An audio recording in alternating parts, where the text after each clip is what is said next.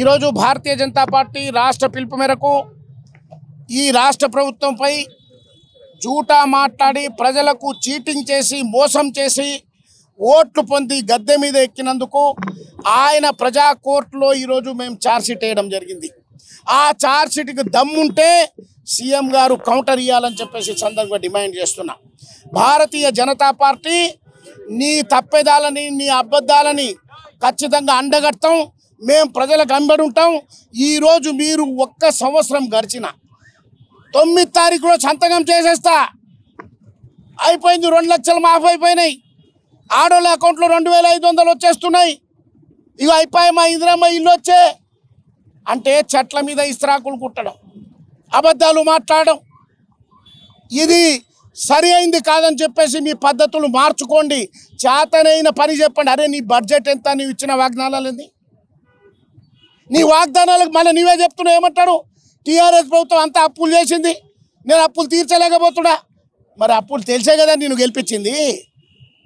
ఒక రాజకీయ పార్టీ జాతీయ పార్టీగా నీకు తెలియదు ఈడేమున్నది?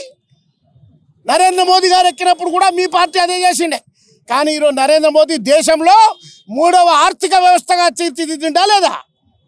తీర్చిదిద్దడం కాదయ్యా, బీదవాని కడుపులో అన్నం, బీదవాని ఇంట్లో టాయిలెట్, బీదవానికి ముద్రా లోన్లు, బీదవానికి ఇంటి ముందల సాఫ్ చేసే సఫాయి కార్మికుల జీతాలతో సహా నీ బీద పిల్లలు చదవడానికి ఇక్కడ మెడికల్ కాలేజ్, ఈ యూనివర్సిటీకి 100 కోట్ల రూపాయలు, ఈ మున్సిపాలిటీకి 80 కోట్ల రూపాయలు ఎవరిచ్చిండే అని చెప్పి మనవి చేస్తున్నా.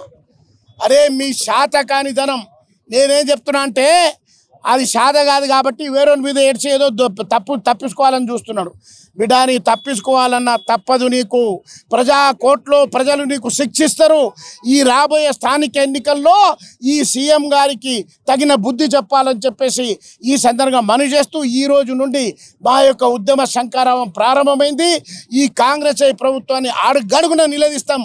ఈరోజు ఎమ్మెల్యేల పరిస్థితి ఆడికి వచ్చిందంటే పోలీసు లేకుంటే ఊళ్ళో పోయే పరిస్థితి, పోలీసు లేకుంటే తరిమి కొట్టే పరిస్థితి వచ్చి ఎందుకు ఈ గతి వచ్చిందే? ప్రజాస్వామ్యం గురించి మాట్లాడతారు మీ నాయకులు. కాబట్టి మీ తీరును మార్చుకొని మంచి పనులు చేయండి. ఖచ్చితంగా ప్రజలు హర్షిస్తారు. మంచి పనులు చేయకుంటే ప్రజలు రాబోయే స్థానిక ఎన్నికలు బొందగడతారని చెప్పేసి మేము ప్రజలకు అండగండగా మా యొక్క గొంతులో ప్రాణం ఉన్నంత వరకు మా ప్రజల కోసం ఉండి ప్రజల కోసం మేము బతుకుతాం.